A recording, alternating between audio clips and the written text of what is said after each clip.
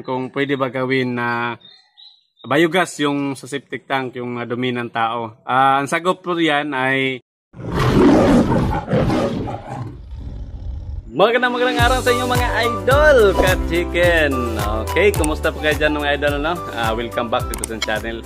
Ngayon, quick video lang tayo mga idol, tungkol doon sa sagutin natin yung katanungan kung pwede ba gamitin yung dumi ng tao sa paggawa ng biogas, ano? Yung sa septic tank, pwede bang gawing biogas yun? Kasi yan yung mga kadalasang tinatanong o concern ng karamihan na gusto nilang malaman. Pag-usapan natin yan. At saka mga idol, marami ding nagko-comment tungkol doon sa dito sa ating biogas. Kung na ito daw ay napaka-delikado, sasabog daw ito, ganyan. Normal lang yan idol na ganyan yung magiging reaction ninyo. Kasi nung una din, ganyan din yung reaction ko. Yun din yung ko noon. Yung una ko nakita itong biogas, ay delikado yan. Pwede yung sasabog o anong mangyari doon sa paligid. Bako sa mga kabahayan o magkakaroon ng sunog, ganyan. Ganyan din ako noong una mga idol, kaya naintindihan ko po kayo. Wala pong problema dyan, ano. So, kaya yung ginawa ko dito, noong una yan yung paniniwala ko din, no? Yun yung pagkakaintindi ko. Pero nakita ko yung kagandahan ng biogas, ano. Kaya yung ginawa ko, nagsaliksik ako dito, nag-attend din ako ng seminar ng Philippine Agricultural Webinar ng Farmers Technology Agricultural Learning Center. At napakaraming salamat po sa aming speaker na si Sir Bonifacio Javier. Maraming salamat po Sir Boni sa yung mga naituro sa amin. So ngayon nandito na, nakagawa na po tayo ng biogas. Napakalaking tulong na po dito sa amin tungkol sa pagluluto o basta sa pagluluto nga makakatipid na kami dito sa bibili pa ng LPG andyan, mahal na ngayon na sobrang mahal na mga idol. At dito mga idol, yung kagandahan kasi dito, ito pa lang ating biogas, sasabihin ko sa inyo, safety po ito. Wala pong problema, safety ito. Kung malalaman nyo lang kung ano yung dapat gawin. Kasi pag hindi maayos yung pagka-set up nyo dito, hindi naman ibig sabihin na sasabog na yan. Pag hindi maayos yung pagka-set up ninyo, hindi po kayo makapag-produce ng biogas, ng methane gas. Kasi lalo na kung magkakaroon ng leak o hindi maayos yung proseso, sistema sa digester ninyo, hindi kayo makapag-produce ng gas. Ganyan lang po. Hindi po ibig sabihin na sasabog na, ganyan. Wala po, kasi dito po sa ating biogas digester, hindi naman talaga sobrang lakas ng pressure, lalo na sa ganitong design.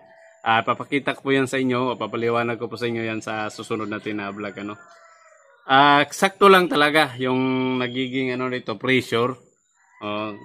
At dito, papakita ko po sa inyo, ito, nasa video, nasa screen, kung nung kinuhaan ko siya ng gabi, ganun lang po kalakas yung pressure niya.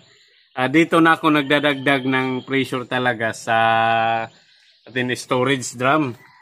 Dito na tayo nagdadagdag ng pressure na matutulak niya yung gas, yung methane gas papunta doon sa bahay, doon sa kalan, para gagamitin sa pagluluto. So, kaya napaka-safety nito. Yung purpose kasi ng digester, kailangan lang doon na makapag-decompose siya ng walang oxygen.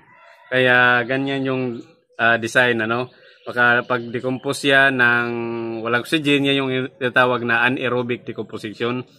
All talaga, lang, parang carbon dioxide, para yung magiging produce niya ay methane gas na. Kaya nagpo-produce na siya ng biogas, So, ganyan mga idol. Wala pong safe po diyan, wag po kayo mag-alala. Pero disclaimer lang mga idol, dito sa aking ginawa. Ito po ay sa ganito lang pong design. Ito po yung napili kong design kasi napakaraming design po ng biogas digester. So ito yung pong napili ko kung na magiging design. At saka doon may idol sa may mga takot talaga, no? So may mga takot, mga kulang pa yung kaalaman sa paggawa ng biogas. May papayo ko po sa inyo, wag nyo lang po munang gawin, ano? Kasi sigurado ko pag kulang pa kayo sa kaalaman, hindi po kayo makapag-produce niya ng gas. Masasayang lang po yung gasto ninyo dito sa paggawa ng biogas. Wag nyo lang po muna gawin. Wag nyo gawin kung may duda pa kayo o may takot kayo, may pag-alinlangan pa kayo, kulang pa kayo sa kalaman. Yung mapapayo ko po sa inyo, wag nyo lang po muna gawin. Pero doon sa mga gusto talagang gayahin o gawin din ito, panoorin nyo lang po yung mga ginawa nating vlog o video dito sa channel. Pwede nyo po yung sundan kasi binabahagi ko po lahat yung detalye sa paggawa dito sa aking biogas para masundan nyo po kung paano gawin dito. Yung may mga ano tayo, paggawa ng biogas part 1, 2, and 3. Mayroon pa tayong drawing sa layout sa diagram kung paano yung pagka-set up, ano yung nangyari, o how biogas works, how biogas storage drum works. O binabahagi ko na po yun sa inyo doon mga idol. Punta na tayo mga idol doon sa katanungan kung pwede ba gawin na biogas yung sa septic tank, yung dumi ng tao. Ang sagot po yan ay oo, pwede. Wala pong problema. Yan kasi sa ibang bansa mga idol, yan na din po yung ginagawa nila. Yung sa septic tank, bago sila gumawa ng mga building, yun muna yung inuuna nila, yung digester. Kung gagawa sila ng septic tank, yung dinisenyo na lang nila na digester, ano? Lalo-lalo sa bansang India, doon marami na talagang gumagawa doon ng biogas. Ang ano lang doon, disadvantage o dapat i-considera natin sa dumi ng tao, ay dapat marami kayong membro doon. Kung sa bahay nyo lang, dapat marami kayong membro sa pamilya na gumagamit doon sa CR para makapaglagay ng maraming dumi doon sa digester. Kasi mostly sa yung ginagamitan dyan ay yung mga public schools, public toilet, companies, apartment, o ano dyan. Maraming tao talaga na gumagamit ng CR o makapagbigay doon sa digester ng maraming dumi. At isa dong kinoconsider din natin ay doon sa dumi ng tao, may tinatawag na health risk din yan, yung pathogen yan na pwede makapagbigay ng sakit sa tao. Pero sa ibang bansa kasi napakaganda na ng kanilang setup, yung sistema nila sa paggawa ng biogas mula sa dumi ng tao kasi nakukontain nila doon yung mga bakterya, iba din yung pag-setup nila doon sa biogas. Dito sa Pilipinas, karamihan talaga ay yung ginagawang yung biogas ay dumi ng baboy. Kasi sa dumi ng baboy, mataas yung moisture content niya na makapag-produce ng gas. At saka yung baboy din kasi, kahit may lang kayo, minimum 3-5 o higit pa, yan ay napakaganda na makapag-produce ng gas. Kasi yung trabaho ng baboy, kakain, matulog, dudumi, kaya always yan nalalagyan ng dumi ng baboy yung ating digester. So, ganyan yung mostly na ginagamit ito, ginagawa na biogas ay yung dumi ng baboy o yung mga hayop. Pwede din sa ibang hayop, ilagay natin dito. Kasi sa akin nga dito, yung mga dumi ng ipot na aking mga manok, iniipon ko yan, tapos nilalagay ko dito sa ating biogas digester. Napasok ko doon sa inlet. Ganun po, yun yung kagandahan. At sana mga idol, nasagot ko yung mga katanungan.